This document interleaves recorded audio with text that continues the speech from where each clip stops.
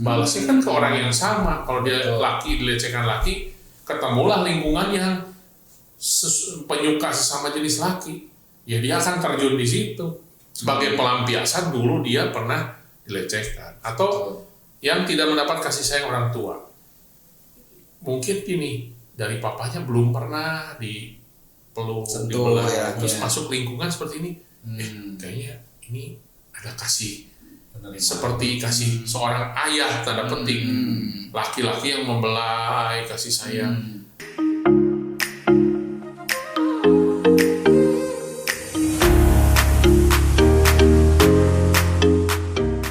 Nah, karena saya ingat ini yang satu tadi keluarga.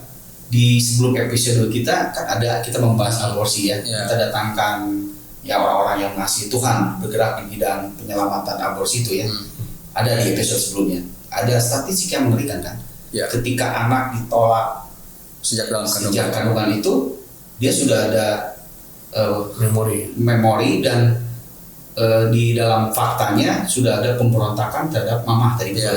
Jadi orang yang ditolak itu nggak tahu kenapa dalam masa 3 bulan itu sudah pasti benci mamanya. Nah ini faktor-faktornya kan itu tidak berkasih orang tua. Akan jadi bola salju bergulir, sentuh dengan pergaulan, sentuh dengan lingkungan, ya sudahlah jadi. Ya bahkan kan pernah saya dengar di podcast, jangankan bukan masalah dari keluarga, dari ayah, dari orang tua, dari suami atau istri bisa.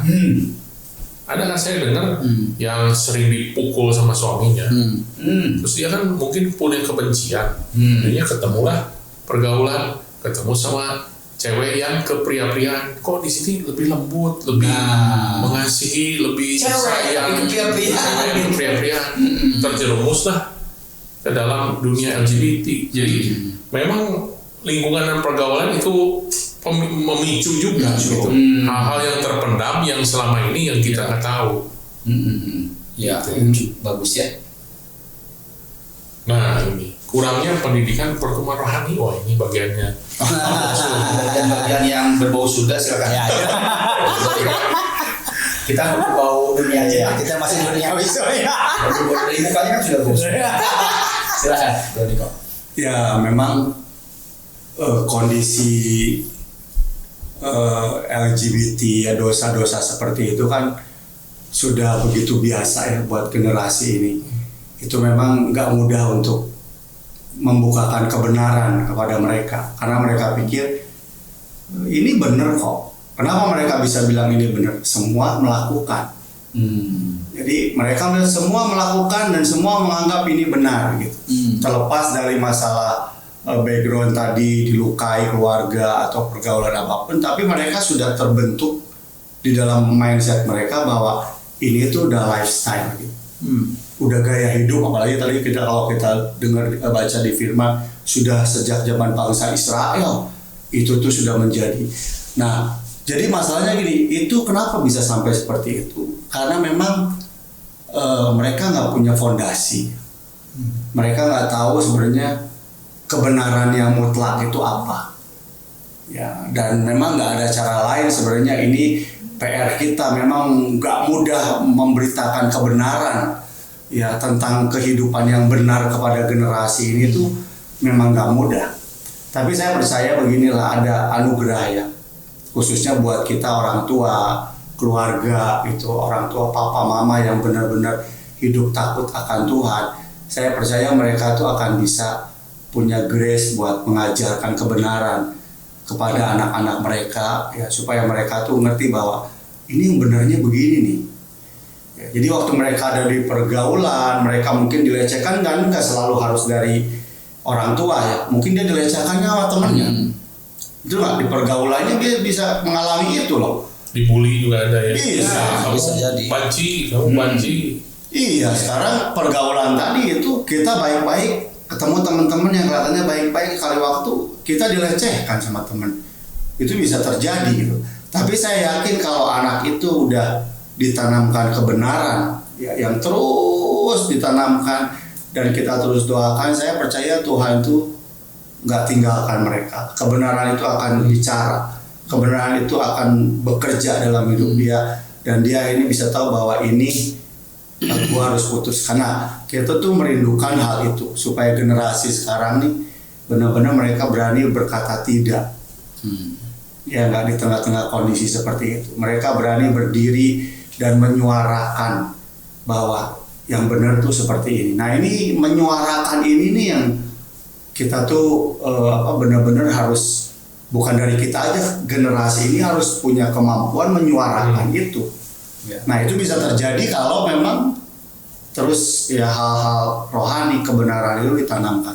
Jadi tugas orang tua itu masih memegang peranan pentingnya. Sangat ya. Bukan guru-guru Sunday school, sekolah. Ternyata faktornya adalah orang tua. Komunitas juga ya, komunitas rohani gitu kan.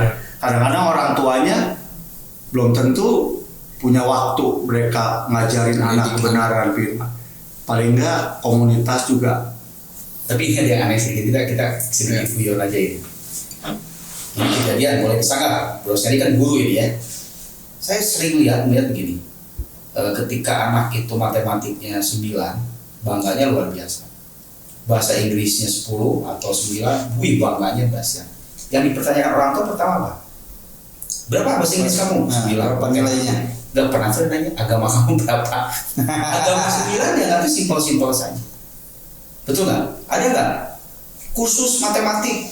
Ya nggak salah, karena pun kursus matematik. Ya. Semua ikut kursus matematik. Kursus bahasa Inggris harganya berapapun ikut. Bible study gratis pun nggak ada yang ikut. Itu kan yang kalau dibayar ya. Apa dibayar? Betul nggak? Ya. Ini menurutnya bagus kalau ikut tadi ngomong. Ya, jadi memang kan pentingnya tadi sempat dibahas bahwa akar pertamanya adalah keluarga ya. Keluarga yang tidak mengekspresikan kasih Tuhan itu menjadi rentan terhadap datangnya pengaruh ini yang datang dari pergaulan dan segala macam. Nah, salah satu peran keluarga adalah mendidik anak, didikan itu yang memang memberikan pagar kan. Yes. Itu yang sering kali kan gini. Orang tua itu merasa cukup dengan ada, padahal ada dan hadir itu beda. Nah, sekedar ada, ngerasa saya ada tapi dia nggak hadir. Perbedaannya ada dan hadir itu di mana? Yang hadir itu benar-benar istilahnya dia memberikan arahan, didikan, bahkan pelukan, penerimaan, penghargaan, itu kehadiran. Fungsinya. Kalau ada sadar ada, tidak berinteraksi juga dia ada di tengah-tengah anaknya. Padahal yang dibutuhkan anak itu adalah kehadiran orang tuanya. Apalagi di momen-momen penting. Apalagi di momen-momen ketika di momen-momen penting dia butuh orang tuanya atau papahnya khususnya mungkin. Papanya nggak pernah ada. Itu jadi celah terjadi. Ya apalagi anak-anak remaja ya usia mulai puber. Kayaknya jarang sekali orang tua tuh bicara tentang pacaran sama anaknya. Iya. Gimana sih kamu ke cowok seperti apa kalau yang cewek? Yang cowok kamu gimana? Punya temen cewek? Kita nggak pernah nyinggung soal itu. Iya. Dan itu nggak heran kalau tiba-tiba anak-anak kita jadi aneh di situ kan. Nah itu yang dimaksud gitu tadi masalah hadir dari di area ini gitu. Iya. Nah, wah, ini cara menyikapinya nih. Jadi memang dari tadi kondisi yang sedang terjadi, fenomenanya, penyebabnya dari mana, dan tentu kan kita endingnya solusinya apa sih? Solusi apa sih supaya kita bisa jangan sampai gini. Kita cuma bisa menunjuk kamu salah, kamu begini, kamu begitu, tapi begitu ditanya solusi juga nggak ada solusinya. Nah ini penting buat setiap kita untuk bisa melihat bagaimana sih gereja menyikapi situasi ini. Kita sebagai gereja Tuhan apa sih yang kita lakukan? Bukan kita tidak berdiri sebagai pendakwa buat mereka, sebagai hakim buat mereka, bukan untuk itu. Kita tuh mewakili kasih Tuhan. Gimana sih kasih Tuhan sama orang yang sedang mengalami pergumulan seperti ini gitu. Nah, ini yang penting ya kita sama-sama lihat di sini bahwa bagaimana kita pertama melihat bahwa mereka itu juga korban. Korban, dan terus juga perlu menjaga mereka dalam arti tidak mempermalukan mereka. Terus juga dalam arti tidak mengucilkan. Yang mengucilkan juga ini juga jangan jadi sampai kamu begini, bukannya tambah tertolong malah tambah terburuk. Akhirnya mereka belum mencarikan komunitas yang lebih welcome dengan mereka. Ini jadi persoalan faktor penerimaan. Ini penting. Jadi misalnya satu yang kita perlu sadari gini, tetap mereka adalah pribadi yang Tuhan kasihi. Nah, Gitu. Kita kan memberikan penerimaan, bukan menerima dosanya, tapi menerima pribadinya sebagai makhluk yang Tuhan ciptakan dengan istimewa. Nah, karena kita mengasihi mereka, makanya kita mendorong mereka untuk hidup dalam kebenaran. Gitu. Apalagi dengan kondisi yang memang kita percaya bahwa itu menjadi sarana yang Tuhan bisa pakai untuk menyembuhkan mereka. Bagus ya. Yes. Gitu. Jadi jangan sampai salah persepsi, akhirnya mereka tuh kita menyikapi ini dan membenci dan membuang mereka. Enggak, Tuhan tidak begitu kok responnya. Merangkul ya. Kalau kita lihat tadi kan faktor penyebab LGBT salah satunya adalah faktor penerimaan, penolakan, tidak diterima, merasa terkucilkan. Berarti area kebutuhan dia. Yes, betul. Sebetulnya obatnya itu penerimaan gitu. Dia udah satu pintu awal untuk dia dapat sebuah kebenaran. Gitu. Ya, benar. Terus kemudian memang gini, menerima, terus kita kan berharapnya kamu kembali ke jalan yang normal, tapi kan buat mereka bukan normal. Iya, itu fakta ya. Fakta karena banyak kan yang mereka yang merasa bahwa ini tuh jalan hidupnya dan dia tuh memang fine aja. Nah, kita nggak bisa hakimi mereka, kita nggak bisa paksa juga nggak bisa. Doakan aja. Mendoakan mereka, saya percaya satu saat pasti ada waktunya Tuhan buat hidup mereka. Yes. Ya dalam hati kecil mereka sebenarnya tahu. Cuma kan mereka juga harus gimana? Mungkin di tengah satu sisi, ini ada komunitasnya yang memang mendukung mereka. Satu sisi ada keluarga lain atau sahabat-sahabat yang mengasihi mereka, yang mendoakan dia. Kita serahin aja, biar waktu Tuhan mereka pasti bertemu dengan yang namanya kebenaran, dengan kasih Tuhan, dan biarlah Tuhan yang bekerja buat kehidupan mereka.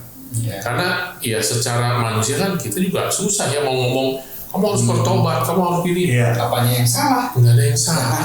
Menurut dia gitu ya. Menurut dia. Gitu ya. Itu mungkin sikapi juga dengan hal seperti itu. Nah ini di sini kan jelas tentang bagaimana ketika Yesus menyikapi seorang wanita yang berdosa ya. Wah, bagus. Ini juga perlu kembali gini. Kita perlu menyadari gereja itu hadir sebagai perwakilan keberadaan Yesus di tengah-tengah dunia. Di tengah-tengah dunia. Nah, bagaimana caranya? Lihatnya bagaimana cara Yesus menyikapi orang berdosa. Adakah penghakiman? Tidak ada. Itu yang jadi yang kelima. Justru itu sangat penting. Nah, itu yang harus sama-sama kita lihat bahwa jangan sampai kita salah mewakili hati Tuhan di tengah-tengah dunia ini. Kita harus mengasihi mereka. Kita menerima mereka bukan menerima dosanya mereka. Kasih selalu memimpin pada kebenaran. Wow. Kasih selalu mendorong pada kebenaran, bukan membenarkan yang dosa.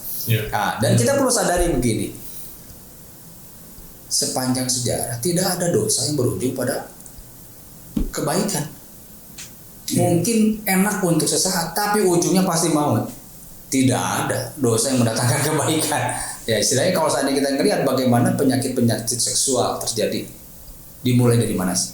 Betul. Penyimpangan seksual. Penyimpangan seksual. Seperti HIV itu ya. HIV itu penyimpangan seksual. Jadi selalu yang bertentangan dengan firman Allah, ujungnya mencuri. Iblis bilang Yohanes 10:10, mencuri datang untuk mencuri, membunuh, dan membinasakan. Itu aja. Semua yang datang dari iblis ujungnya membinasakan.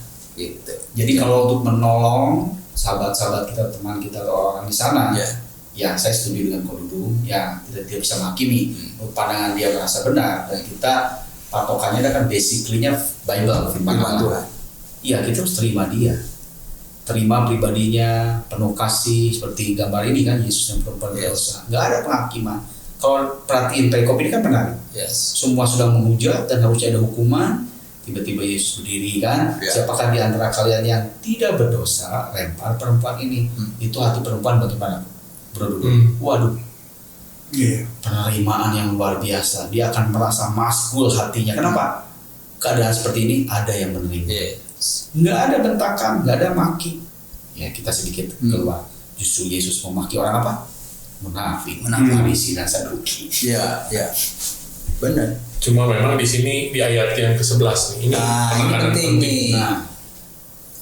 Lalu Yesus berkata, aku pun tidak menghukum engkau, pergilah dan jangan berbuat dosa lagi. Mulai dari sekarang. Itu. Jadi itu penerimaan yang benar itu memang mendorong, kasih itu mendorong pada kebenaran. Ya. Benar. Jadi ya jangan sampai kita juga kompromi. Ya. Jadi kita terima, tapi ketika dia mengalami kasih Tuhan, ya kita dorong supaya kamu jangan berbuat dosa lagi. Ya, ada sebuah keputusan ya. Tapi kalaupun berbuat dosa ya kita terima lagi terus saja seperti itu. Ya. Kan selama masih ada waktu kasih karunia. Yes. Ada kalanya waktu itu nggak datang. Ya. Ya, ada kalanya mau bertobat pun nggak ada kesempatan. Udah terlambat ada. Tapi selama masih ada kesempatan, ya belajarlah menghargai kasih karunia. Jadi ada istilah jangan pernah mempermainkan kasih karunia. Wow. Menarik ya.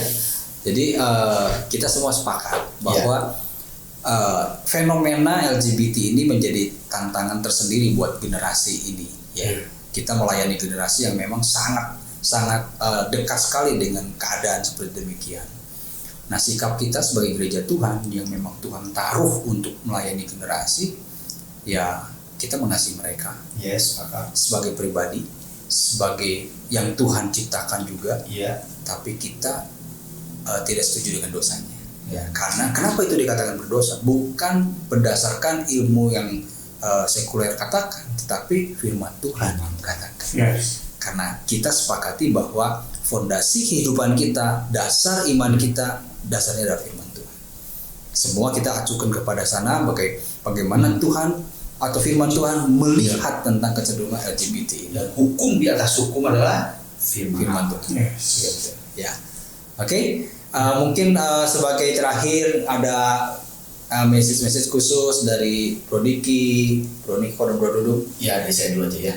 Jadi begini, sebagai orang tua saya menyikapi karena mau nggak mau itu faktor orang tua pengaruh besar. Ya. Jangan pernah menyepelekan kebutuhan rohani anak-anak. Sehingga kita jadi salah fokus kepada hal-hal yang spektakuler, yang hebat, cita-cita, prestasi itu bagus dan teruskan. Tapi yang tidak kelihatan sangat mempengaruhi yang kelihatan itu kita. Jadi yuk para orang tua mulai sadar bahwa masa depan itu penuh harapan dimulai dengan kerinduan orang tua untuk membawa kepada jalan kebenaran. Yang gak mau di kitab Ulangan berkata berkali-kali, ceritakanlah kepada anak-anakmu pada waktu kamu duduk, berdiri, berbaring, berjalan. Itu artinya apa? Seluruh aktivitas kapanpun situasinya, selalu firman Tuhan disampaikan kepada anak-anak lewat siapa? Bukan guru sekolah minggu, orang tua. Pertanyaan gini, kalau orang tuanya tidak tahu kebenaran dan tidak rindu kebenaran, mau nyeritain apa? Iya benar. Oke.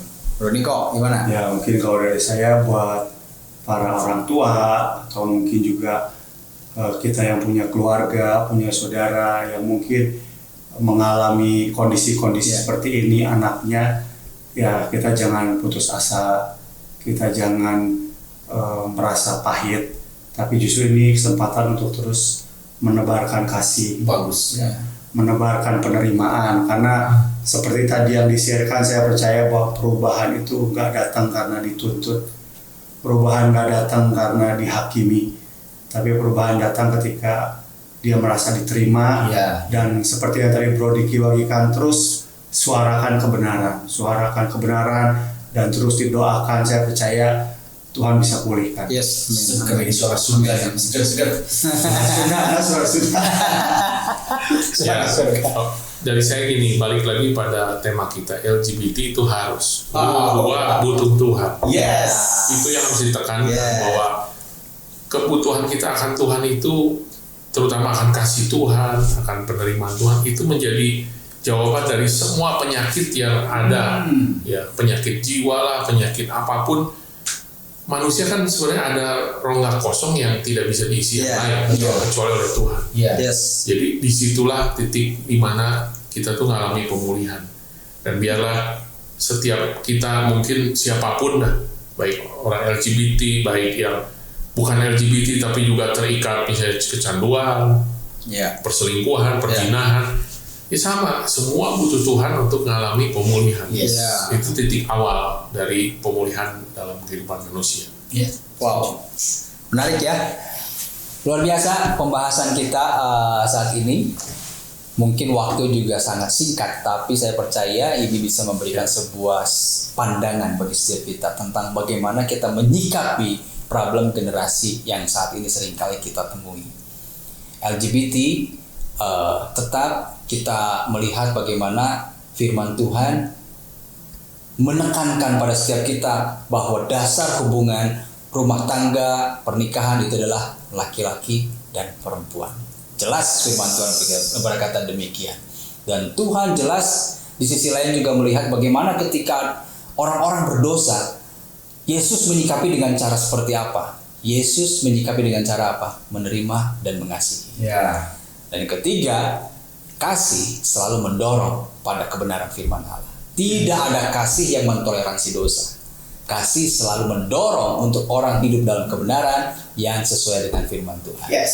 Itu sebabnya buat generasi, buat teman-teman di sini, jangan pernah merasa sendiri karena setiap kita semua pernah berdosa. Bahkan mungkin saat ini juga kita sedang berjuang untuk menjadi lebih benar karena firman Allah mendorong kita untuk menjadi semakin serupa Kristus. Tapi disitulah kita harus percaya perjuangan kita untuk menjadi serupa Kristus. Kita butuh orang-orang di sekitar kita yang menerima kita, mengasihi kita seperti Kristus mengasihi. Demikian, jangan lupa untuk setiap kita ingat LGBT, lu gue butuh Tuhan. Dan kita harus apa? Salam LGBT. Salam LGBT. Lu gua butuh Tuhan. Yeah. God bless you semuanya ya.